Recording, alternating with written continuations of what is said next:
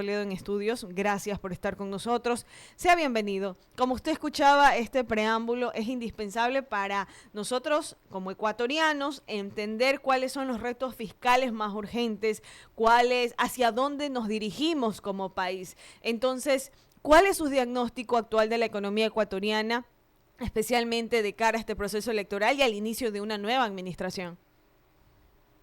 Tanya, ¿cómo está? Muy buenos días, Antonio. Igual, qué gusto poder saludarlos y escuchándolos de esa linda ciudad de Manta. ¿Ah?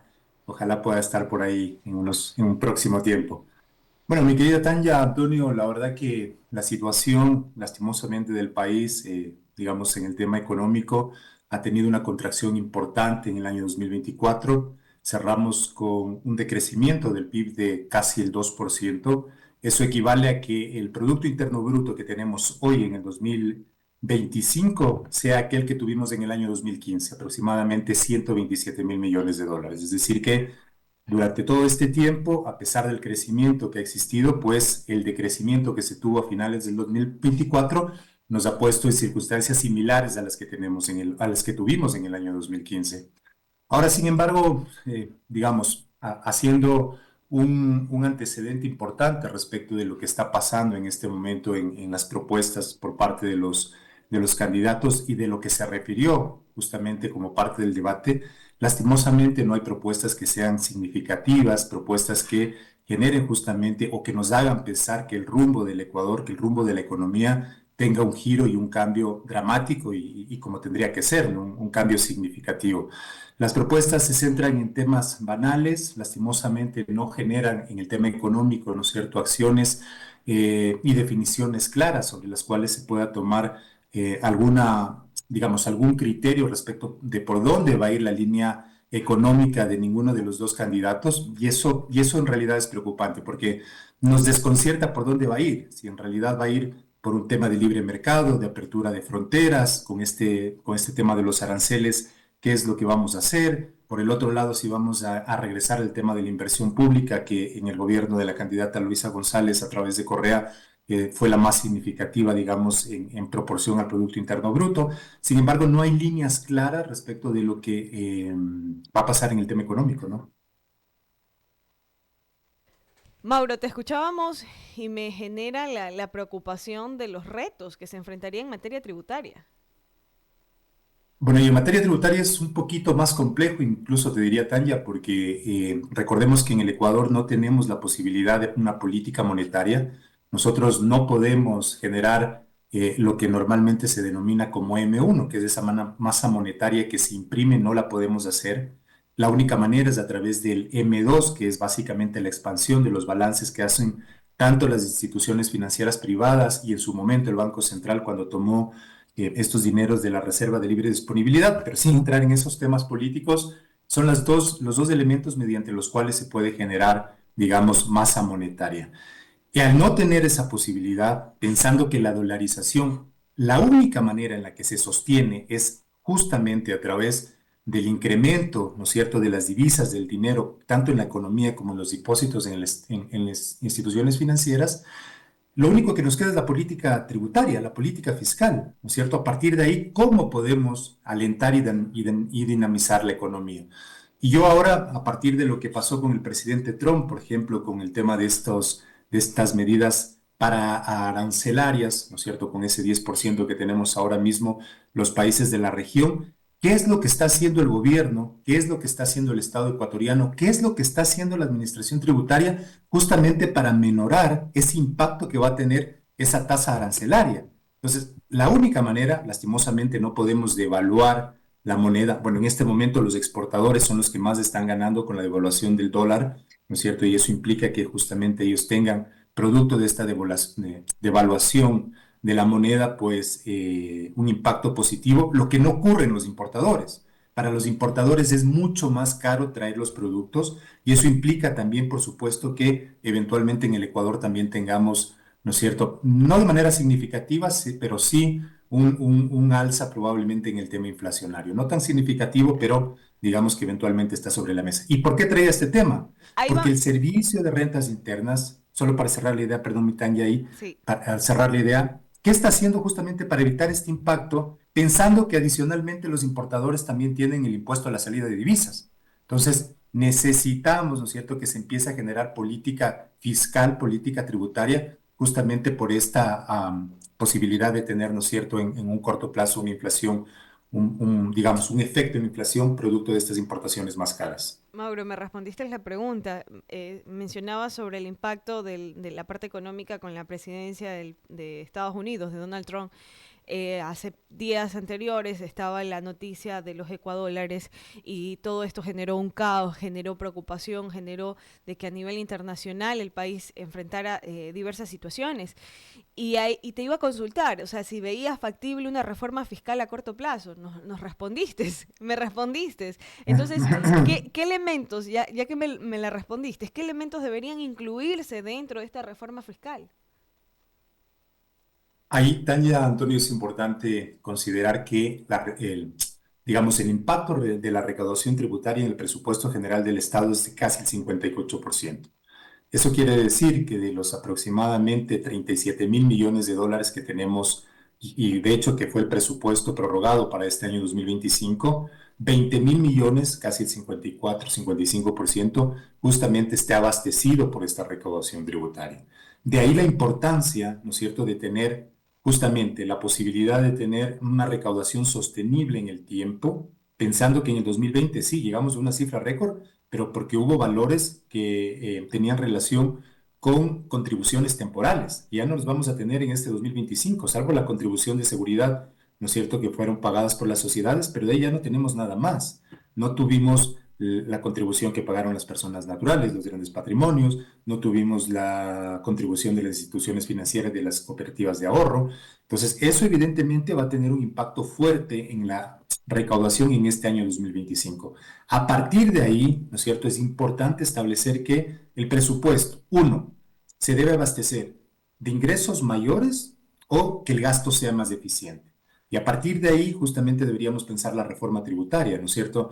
Probablemente, no probablemente, y esa es mi posición técnica, en todas las reformas que hemos tenido ha habido o ha existido la contribución temporal para la seguridad, para el terremoto, para el COVID y contribuciones temporales que evidentemente no le dejan planificar al inversionista. Si ya estamos pensando que esas contribuciones patrimoniales ya no son temporales y que esas contribuciones se vuelven ya de manera recurrente, pues pensemos en la posibilidad de un impuesto patrimonial, como lo tienen todos los países y como lo ha sugerido el mismo Fondo Monetario Internacional, ¿no es cierto? Es, digamos, pensando que tenemos un sinnúmero de reformas donde se han incluido estas contribuciones, pues bueno, démosle seguridad y certeza al inversionista de que efectivamente tenemos un impuesto patrimonial acá, que si viene a invertir en el Ecuador, que si viene a fincar sus recursos, ¿no es cierto?, en un emprendimiento, en un negocio, a poner una planta, lo que fuese, sabe que va a existir acá un impuesto relacionado con el patrimonio. Uno. Dos, ¿no es cierto? La reforma tributaria tiene que ser de larga data, de mediana y larga data. Uruguay, la última reforma Tanya que tuvo tributaria fue en el año 2002, casi 23 años, y no ha topado, salvo temas específicos, por supuesto, por la globalización, porque la economía mundial ha cambiado, porque hay elementos, digamos, que de una u otra manera tienen incidencia en la economía uruguaya, pero la reforma ha sido una.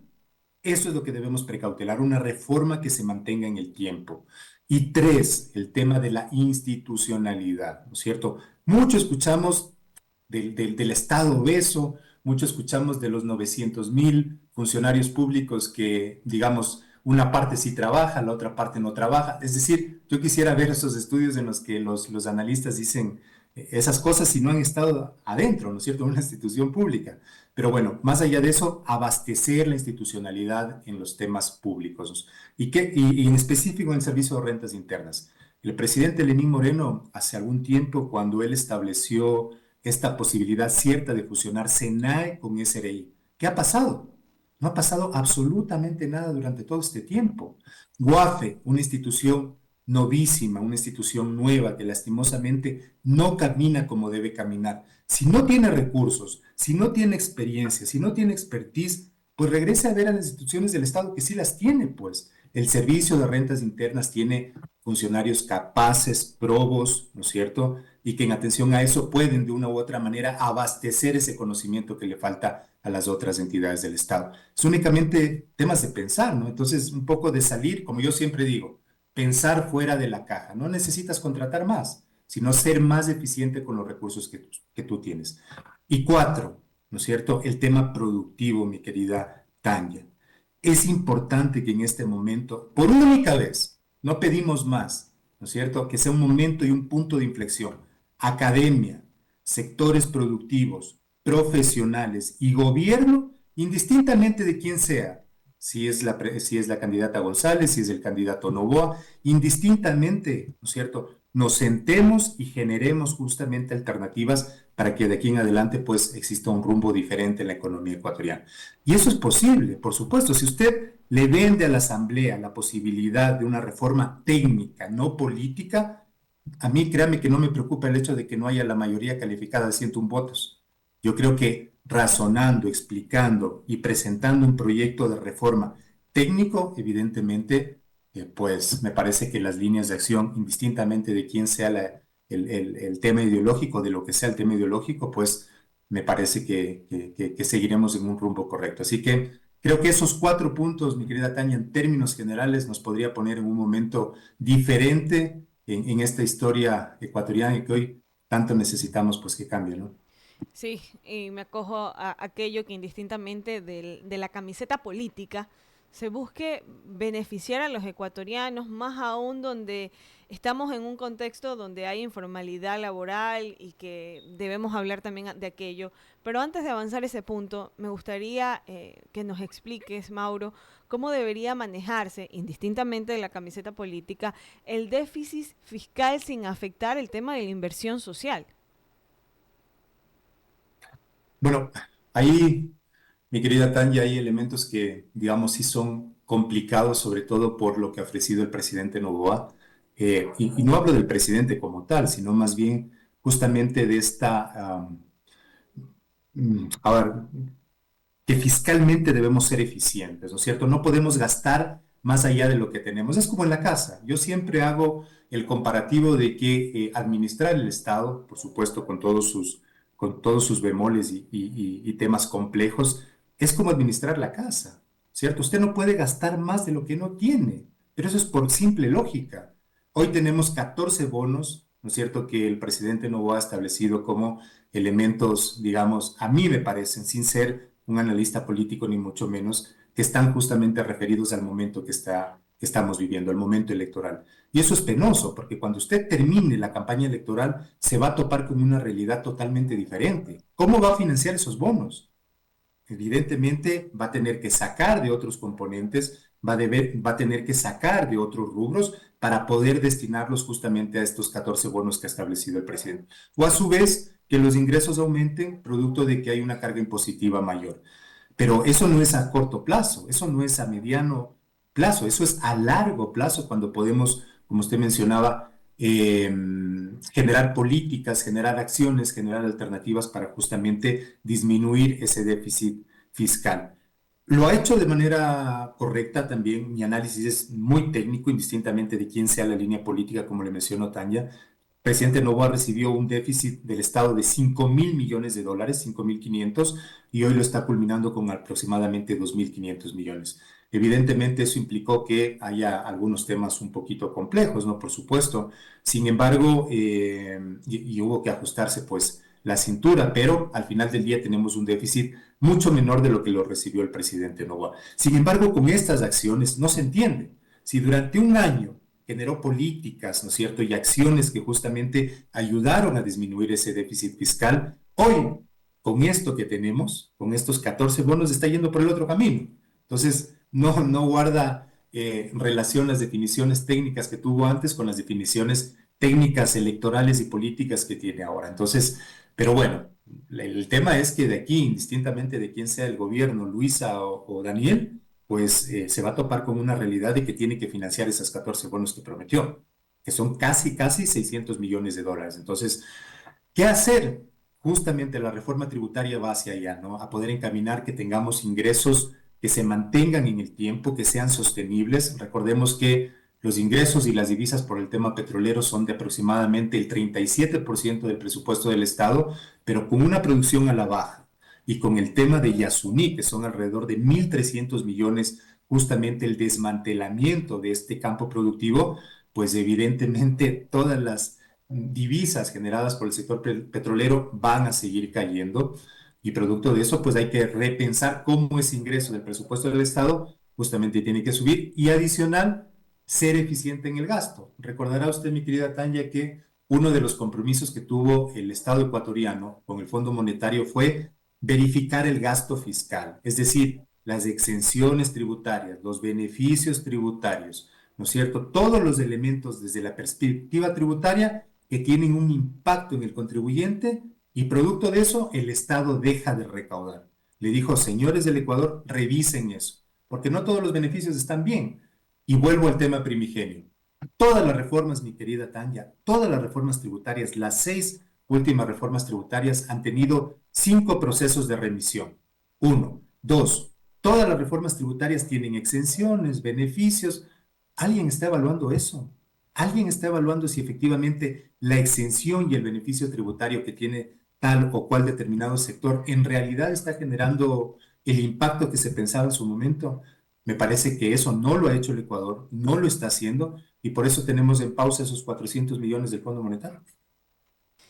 Y más aún porque lo que queremos, la ciudadanía como tal, la persona que trabaja en el día a día, es el tema de la reactivación y que sea una reactivación real. Y ahí va mi pregunta que hace poco ya la estaba formulando y te escuchaba con mucha atención sobre la carga tributaria, o sea, en el contexto que nos estamos desenvolviendo actualmente los ecuatorianos, donde hay mucha informalidad laboral, donde hay precariedad y hay olas crecientes de desempleo. ¿Qué tan viable sería hacer este cambio, esta carga? Mi querida Tania, miren, mucho se ha hecho, digamos, desde la política de producción, llamémoslo así, ¿no es cierto? Porque lo ha sido demandada justamente por el Ministerio de Producción respecto de los contratos de inversión, por ejemplo, que establece que, ¿no es cierto?, un determinado contribuyente o una determinada empresa, una determinada sociedad, en atención a que invierte y que genera empleo, ¿no es cierto?, puede acogerse a un beneficio tributario. Eso es, digamos, en términos muy simples. Sin embargo, la capacidad productiva, la capacidad instalada que puede tener una sociedad, que puede tener una empresa que ya viene en funcionamiento, es limitada, no puede crecer, digamos, de manera desmedida, porque evidentemente eso tiene una carga laboral, tiene una carga impositiva fuerte, como usted menciona. Sin embargo, digamos, abastece de una u otra manera la economía. Pero nos estamos olvidando del emprendedor, pero el emprendedor con un concepto bien llevado, pues, ¿no es cierto? Mire, al emprendedor le han puesto desde la parte impositiva. No sé si usted recuerda, evidentemente usted que está al tanto de las noticias y nuestro radio escuchas, el RICE. Luego le pusieron microempresas, luego le pusieron RIMPE. Es decir, el empresario no tiene claridad absoluta en el tema impositivo, cuando a lo que tiene que referirse el empresario y en donde tiene que poner todas sus habilidades, todo su conocimiento, toda su inteligencia, es justamente en su negocio, pues, no en la parte impositiva. Entonces, si lo tiene el SRI, yo no digo que esté mal el trabajo del SRI, me refiero que déjenme trabajar 10 años, 10 años, eso pasó en Chile. 10 años lo dejaron trabajar al emprendedor, ¿no es cierto? No tenía carga impositiva, más allá del IVA, que evidentemente es, digamos, un flujo normal y habitual. Pero en el tema de renta le dijo, mire señores, ustedes durante 10 años no me van a pagar Y impuestos, el pero impacto a la clase media. así es, exactamente. ¿Por qué? Porque evidentemente el emprendedor, para poder surgir con su negocio, lo va a contratar al tío, pues, lo va a contratar al primo, lo va a contratar al hermano. Y eso implica que durante esos 10 años usted despreocúpese del tema impositivo, usted preocúpese de generar negocio, usted preocúpese de generar empleo. Al año 11 le digo, hey, Tanya, ¿usted se acuerda que yo durante 10 años le di unos beneficios tributarios? Bueno, ahora me va a pagar un poquito del año uno, un poquito del año 2 y así paulatinamente. Pero eso sí, durante los primeros 10 años, lo que yo necesito de usted, emprendedor, es que me dé toda la información posible. Ah, si usted le compró, usted tiene como proveedor a la empresa X. A ver, déjeme ver qué materia prima le compró, qué materiales le compró, qué servicios le adquirió. Y en atención a eso, pues, evidentemente iba nutriendo la información que necesitaba la administración tributaria. Le dejé trabajar. Dos, la academia, ¿no es cierto?, a través y de la mano con el gobierno, lo iba acompañando en el proceso del emprendimiento, no lo dejaba. ¿Por qué? Recordemos que la inserción, ¿no es cierto?, de un emprendimiento es aproximadamente de 2 a 3 años, pero en el cuarto año casi siempre el 85% deja el emprendimiento.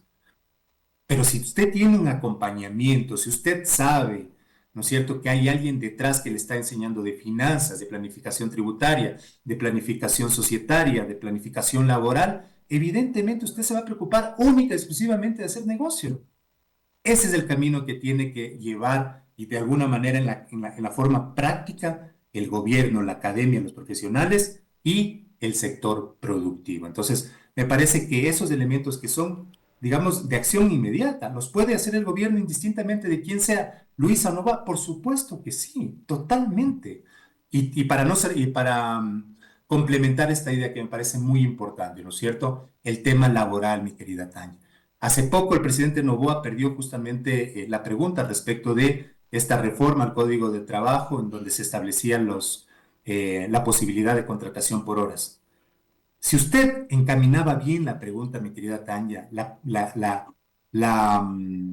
posibilidad de contratar por horas para los nuevos emprendimientos, usted cree que iba a perder. Cuando yo lo voy a contratar a mi primo por 4 horas, la voy a contratar a mi sobrina por 3 horas, pero por supuesto, pues, lastimosamente, ¿no es cierto? Digamos, no por todos los empresarios, ni mucho menos, pero por sí algunos que lastimosamente se aprovechan de estos vacíos legales que recién pasó, ¿no es cierto?, con la contratación que se dio por COVID y que lastimosamente fue mal utilizada. Y los resultados, ¿no es cierto?, justamente de la consulta fue eso. Oye, recién pasé por un tema COVID que te aprovechaste del tipo de contratación y despediste a todo el mundo. Por eso no ganaron. Pero si yo lo formulo bien a la pregunta y le digo, oye, espérame un ratito, necesito hacer una reforma para ti, emprendedor, para que tengas la posibilidad de contratar 3 horas a tu sobrino, 4 horas a tu mamá, 5 horas a lo que fuese, evidentemente va a estar encaminado a una realidad económica actual. Pero si cuando le metemos a todo el mundo, a mí me parece que justamente se generó esta deficiencia en la pregunta y los resultados fueron los que tuvimos, ¿no? Pero un poco por ahí me parece que debería ir la línea de acción, mi querida Tania. Y escucharte me lleva a una preocupación, el tema de la falta o la poca educación tributaria que tenemos los ecuatorianos. Es terrible, más aún jóvenes universitarios todavía no entienden de ningún proceso, no entienden la importancia de llevar las cosas en orden. Entonces, es muy complejo, o sea, nosotros los ecuatorianos debemos partir desde el inicio. Primero, tener educación tributaria, entender cuál es el rol económico que tenemos cada uno de los ciudadanos y cómo esto impulsa o afecta la economía del país. Y ahí la pregunta, ¿cuál sería el rol de los organismos multilaterales en una etapa, en este tipo de etapas? Se, Perdón, multilaterales te refieres Fondo Monetario, Banco Internacional, exacto. Banco. Todos, Bueno, instituciones ajá. financieras, servicios de rentas internas, a nivel internacional, todos. Mm. Es lo que te mencionaba, es el momento, es el punto de inflexión. Me parece que, bueno, y últimamente hemos escuchado de la tercera alternativa, ¿no? Hay gente que no está con Hugo, hay gente que no está con Luisa, y yo digo, la tercera alternativa no necesariamente es una persona. La tercera alternativa para mí es justamente sentarnos, academia, sector productivo, profesionales, el sector productivo y poder establecer una hoja de ruta. Ese es para mí digamos, el tercer actor que debería entrar acá, no los dos. Ya lastimosamente las cartas están echadas y tendremos que elegir entre los dos. Y en este tercer alternativa que yo la menciono, ahí justamente tienen que entrar todos estos actores. Servicio de rentas internas acompañando, ¿no es cierto?, en esta posibilidad de poder generar cultura tributaria. Lo hizo en su momento, lastimosamente se ha ido perdiendo el tema de planificación fiscal, ¿no es cierto? O financiera a través probablemente del Ministerio de Economía, del Banco Central, no sé, se me ocurre. La economía popular y solidaria, ¿no es cierto? ¿Qué estamos haciendo con la economía popular y solidaria? cómo se engrana, ¿no es cierto?, esa economía que es muy fuerte, sobre todo en territorios pequeños, con esta posibilidad de poder educar a esa gente. ¿Cómo lo estamos haciendo? ¿Quién lo está haciendo? Entonces, hay muchísimo camino por recorrer y esto es totalmente indistinto de la línea ideológica y de quién gane. Es un tema técnico, es un tema de decisión. De que se lo puede hacer, pues por supuesto que se lo puede hacer. Hablábamos de un estado obeso. Pues bueno, verifiquemos qué persona está en ese estado obeso y pongámoslo justamente en estos planes, en estas acciones que de una u otra manera van a tener impacto en lo que la gente desea, en lo que tú mencionabas hace un momento, Tania, ¿no es cierto? El ciudadano de a pie. Poco o nada le importan lastimosamente los agregados macroeconómicos, si el PIB decreció, si, digamos, el pleno empleo, la inflación. En realidad lo que le interesa es tener la posibilidad de trabajar. Y cuando tenga la posibilidad de trabajar, que esas condiciones sean las mínimas, ¿no es cierto?, para que su desempeño, evidentemente, sea el que le pueda generar una riqueza que al final del día es lo que todos deseamos. Así que me parece que hay mucho por hacer, ¿no es cierto? Sin querer decir que eh, la línea ideológica eventualmente pueda tener un impacto. Sin embargo, lastimosamente, en este momento yo no tengo claridad, ni en el uno ni en el otro. ¿Qué línea ideológica tienen? ¿A dónde quieren llevar la economía ecuatoriana? ¿Quieren abrir los mercados? ¿Quieren hacer inversión y gasto público fuerte? No lo sé, no lo sé. Y esa me parece que era y vuelvo a la primera parte de la entrevista, esa tenía que ser la primera pregunta en el debate. ¿Usted qué se considera? ¿De izquierda, derecha, centro izquierda? No, no. No quiero que me diga ni centro izquierda ni centro derecha, porque eso es como torear al toro, ¿no es cierto? Dígame, izquierda o derecha. Más o menos. Es Más o tibio. menos. Exacto. Te he escuchado con mucha determinación y tener este tipo de diálogos no solamente te impulsan, sino más bien te dicen, especialmente a nuestros oyentes y televidentes, señores, tenemos que construir el país todos, desde el ciudadano de a pie hasta los grandes inversionistas. Y esto implica todo entorno en el que ustedes se desenvuelven, especialmente en la parte económica. Ecuador ya no resiste más violencia, no resiste más pocas decisiones. Lamentablemente, el espacio donde era para conocer propuestas de personas que van a liderar el país por 4 años, que se convirtió en un circo, en un show político. Y eso es un comentario muy personal, pero cuestiono, y ahí viene esa tercera arista, la importancia que ingresen académicos, que ingresen personas, que no estamos ni para el uno ni para el otro, Así es. para Pero no mejorar queremos las esa condiciones academia ecuatorianas. claro, no queremos esa academia que se quede con los libros estancados en su biblioteca. No queremos a esa academia que tiene esos docentes que ya están, no por la edad, sino por la manera de pensar caducos. Necesitamos esa academia que se involucre en la sociedad, esa academia que pueda de una u otra manera también insertar a sus profesionales en el sector productivo. Mire, dentro de la norma de la ley de educación superior se establece estos famosos centros de transferencia tecnológica. Es un elemento y es un instrumento muy potente para poder, de hecho hay universidades que ya lo están haciendo, insertar a sus profesionales en el sector productivo, pero lastimosamente no lo saben, no lo conocemos, o no lo conoce el sector empresarial. Usted quiere mejorar, se me ocurre, ¿no es cierto?, una calidad de la flor. Y tienen una universidad, tienen la academia, un grupo de estudiantes que ya ha trabajado en eso. ¿Cómo tengo este nexo sector productivo academia? Centros de transferencia tecnológica.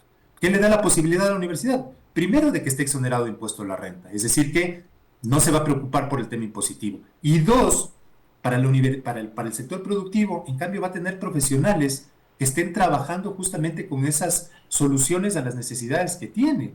Pero, digamos, cuando no tenemos el conocimiento, cuando no se lo explota de la mejor manera o no se lo explota, que es peor, lastimosamente seguimos queriendo hacer más leyes, más normas, más reglamentos. Esa no es la salida, es solamente leer bien, tener experiencia de lo que se habla, de lo que se propone y de la solución que se quiere dar, y en atención a eso, ejecutarla. No, no, no hay más. Y más Entonces, aún el rol de los ciudadanos. Estamos en un momento que no sé si es por el tema del proselitismo político, pero estamos muy tibios, estamos desinteresados en las cosas que verdaderamente importan. Y también la academia. La academia cumple un rol fundamental en la sociedad aquí en el Ecuador y en cualquier parte del mundo. así Y es, estamos así muy es. tibios. Pero Así es, así es. economista, Lastimosamente no se ha visualizado ese punto de inflexión. Me parece que es hoy. Al estar tan polarizados, me parece que es el momento de establecer justamente ese punto de inflexión en donde debemos cambiar. No el político, sino el ciudadano, el emprendedor, el inversionista, ¿no es cierto? La academia y decir, oye, sí, la decisión política siempre va a estar en tus manos, pero esta realidad económica la cambiamos todos. Y tú me escuchas como colectivo social. Y si lastimosamente no estás de acuerdo o lastimosamente me pones trabas, porque no puedes estar de acuerdo, pero posiblemente, ¿no es cierto? Y le das un giro un poquito diferente desde la perspectiva técnica, digo yo, pero si me cierras las puertas, si no me das la posibilidad, discúlpame, no estás haciendo el trabajo que te encomendé, pero es mi obligación, mi propuesta como sociedad civil, como colectivo social, establecer justamente alternativas. Y ahí coincido contigo, estamos muy tibios. Lastimosamente, pensar que pelear en Twitter, en Instagram, en redes sociales, ya me hace, o me abre la posibilidad de ser un actor político, un actor económico, y que a partir de ahí, pues voy a ser escuchado. No, no, no, eso no sirve absolutamente de nada. Eso queda en palabra muerta. Un Twitter, mañana te olvidas y se acabó. Más allá de los miles de likes que puedas tener, el tema es proponiendo, el tema es haciendo. Y yo ahí solamente para cerrar, mi querida Tania, mucho escuchábamos recientemente del tema de los ecuadólares y de la dolarización y todo lo demás. La dolarización no se va a caer porque dos personas que no tienen ni idea de economía ni de dolarización salen a hablar lo que salieron a hablar. La dolarización se cae, ¿por qué? Porque el agente económico ya no confía en la moneda. Por eso se cae la dolarización. Marzo de 1998. En la Constitución del Ecuador señalaba que la moneda de curso legal era el sucre, pero a partir de marzo del 98 hasta enero del 2000, todos los ecuatorianos transamos en dólares. ¿Servía algo de que esté escrito en el papel que era el sucre? No, lo mismo va a pasar acá. Alguien dice se va a caer la dolarización porque estas dos personas, o porque el mismo presidente Noboa hablaba de tomar una parte de la reserva de libre disponibilidad, ¿no? Seamos justos, los dos candidatos hablaron de tomar valores de la reserva de libre disponibilidad. Bajo la hipótesis de que sacar ese dinero hace caer la dolarización, eso no va a pasar. Los agentes económicos, Tania, Antonio, Mauro, todos debemos trasladarnos a una nueva moneda para que se caiga la dolarización. Y eso no va a pasar, porque el agente económico confía en el dólar. Entonces, digamos, cuando nos metemos en estos entuertos políticos como parte de la evaluación y del análisis económico, es justamente donde existe la confusión de la gente. Así que creo que la labor de nosotros, ¿no es cierto?, como analistas, es dar la parte técnica y bueno, ya la evaluación política y las decisiones, cada uno pues en atención a las necesidades que pueda tener, ¿no? Mauro, ya en la parte final, me quedo con lo que mencionabas en resumidas cuentas hace pocos minutos. Necesitamos acción, acción, punto. Es la palabra, necesitamos acción. Ujú. Ahora, ¿qué consejos ya le darías a los emprendedores, a los inversionistas que hoy están atentos frente a los nuevos escenarios que ya se están figurando? Si gana un partido o si gana el otro partido. Es complicado en realidad, digamos, con todo este andamiaje jurídico, poder decir o poder decirle al emprendedor, oiga, emprenda tranquilo, que aquí está el gobierno, que aquí está las instituciones del Estado para poder apoyarlo. Es muy complicado, muy difícil. Lastimosamente tendrá que abastecerse y tendrá que gestionarlo de manera personal, individual. Es muy penoso, sin embargo, esa es la realidad. Pero bueno, a partir de ahí lo que le queda es poder asesorarse bien, ¿no es cierto? Saber que, si bien es cierto, la parte impositiva es, digamos, un elemento más dentro de la gestión, de su gestión empresarial y del emprendimiento, pero probablemente es la que le puede generar mayores complicaciones a futuro. Entonces, asesorarse de un buen profesional, ¿no es cierto? Tener la posibilidad de tener una persona vinculada a su actividad y que en atención a eso tome las mejores definiciones, siempre va a ser certero. Cumplir evidentemente con las obligaciones fiscales y tributarias. Eh, no es complejo en un primer momento, pero sin embargo, si ya esa condición económica sigue mejorando y la gestión empresarial tiene los resultados esperados, pues abastecerse de profesionales que vayan de la mano justamente con ese crecimiento. Esa es un poco la visión desde la perspectiva tributaria. eh, pero bueno, nos toca esperar evidentemente qué va a pasar el domingo. Tal vez una semana más, mi querida Tania, pasemos hablando de lo que sucede respecto del tema económico y político después de los resultados, pero créanme que después de una semana todos vamos a estar sentados nuevamente trabajando, arrimando el hombro para el país, indistintamente de quién esté sentado en el sillón de Carondelet. Mauro, me ha encantado conversar contigo. Es más, quisiera mantener esta frecuencia de diálogos porque de una u otra manera nosotros, a través de los medios de comunicación, estamos haciendo cosas buenas y este tipo de diálogo fomenta aquello, analizar las perspectivas económicas, explicar el tema tributario, familiarizar a nuestros oyentes y entender estos conceptos son medulares para mejorar la realidad de los ecuatorianos. Así que te agradezco enormemente que nos hayas aceptado esta entrevista y quedo a la disposición. Por favor, escríbeme para ponernos en contacto y tener una frecuencia de este tipo de diálogos que favorecen no a nosotros, sino a quienes nos escuchan. Y esto es indispensable. Los ecuatorianos ya necesitamos tomar acción, empoderarnos de nuestro país. Muchísimas gracias. Así es, mi querida Tanya. Bueno, con mucho gusto, evidentemente, como tú dices, esto es un tema de ecuatorianos, es un tema de pensar en el país. Y como yo siempre digo, podemos invitar a 100,000, y perdón que voy a poner un número exagerado, a 100,000 analistas. Sin embargo, me parece que el valor agregado está en poder establecer qué soluciones, qué alternativas, qué acciones y qué camino debemos tomar. Porque el análisis está ahí, ¿no? Sabemos que hay contracción en la economía, sabemos que se disminuyeron 250,000 plazas de empleo, ¿de acuerdo? Todo eso ya sabemos. ¿Qué alternativas tenemos para eso? ¿Cómo vamos a cambiar?